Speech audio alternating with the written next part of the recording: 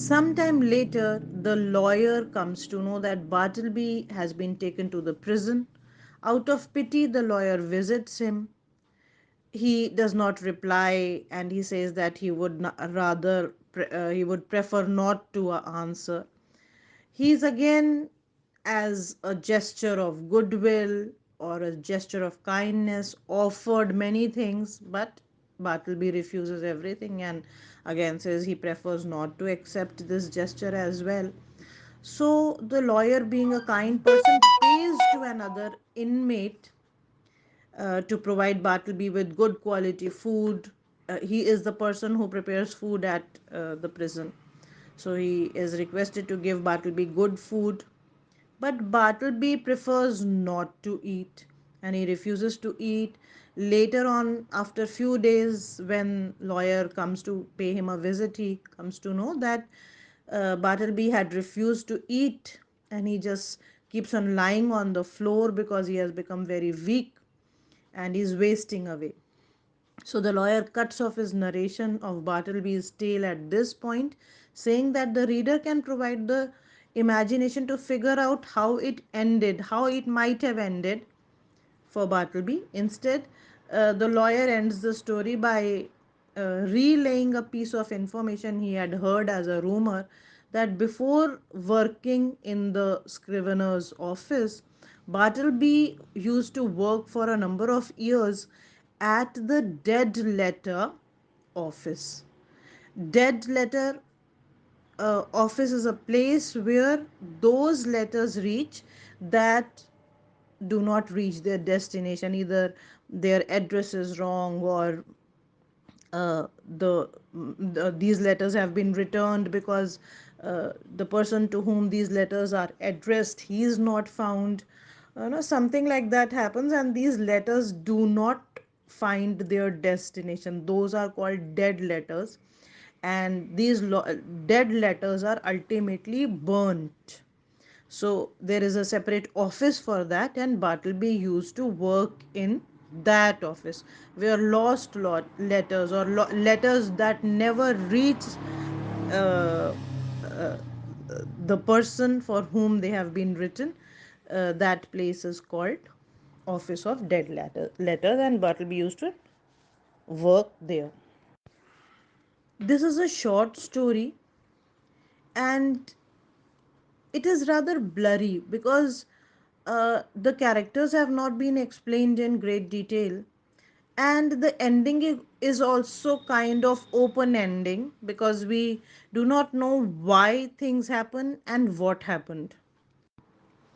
The mood of this piece of writing is hilarious in the beginning, but it acquires a very emotional hue in the middle of the story, and the ending of the story is quite somber. So we come to know that the employees who are working there,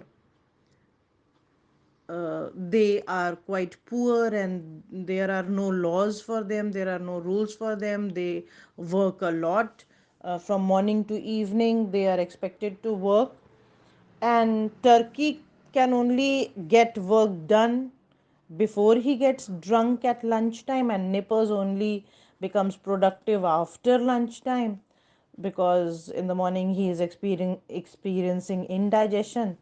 So Bartleby is hired and he is given a great deal of duties as as a workman, and he keeps on he does very monotonous kind of very boring work, which is copy editing.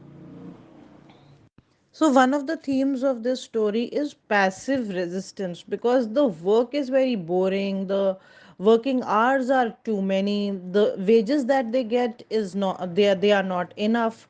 So they reflect the kind of work environment that these people used to have back then in a capitalist society, where the common people had to struggle a lot, and there were no rules for them, there were no rights that they could enjoy. That is why the employers wanted to use the employees to the utmost. And in this process they were rather exploited. So ultimately Bartleby, who did a lot of work in the beginning, later on decides to maintain a delicate balance.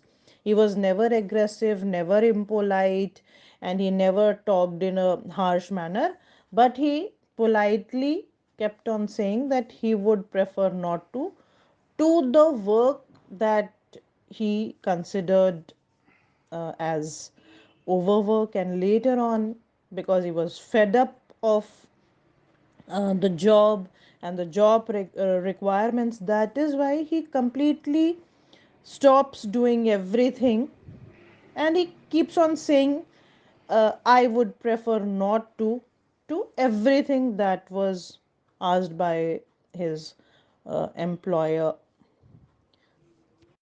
For his disobedience, he is not fired, because otherwise he is a very polite and productive kind of a person.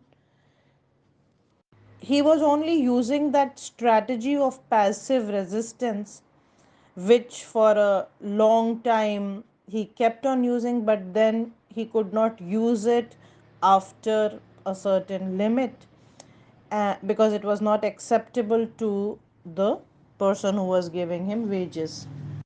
So when he did it, when he did this kind of a thing, he appeared to be strange, but he also appeared to be a hero who practiced passive resistance.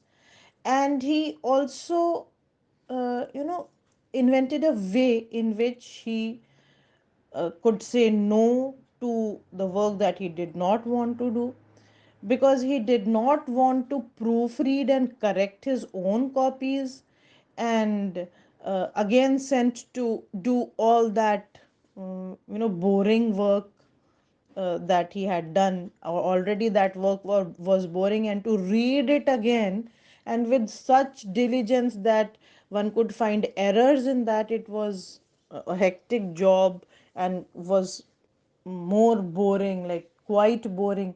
And therefore he kept on saying no to all the work that was given to him, for which he got reprimanded also.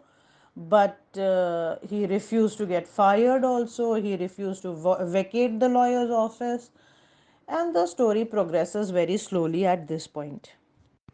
So, this story by Herman Melville ends in the death by starvation of Bartleby and the disclosure of a rumor about his previous employment. The story is narrated by the lawyer, that the person whom he had hired as a scrivener was a worker at the dead letter department. So the ending of Bartleby the scrivener questions whether Bartleby's employment at the dead letter office in Washington affected his sanity so much that he ended up losing his will to live. It also questions whether the depressing working conditions in the mid 19th century America were driving its citizens to a uh, point of depression or alienation from others.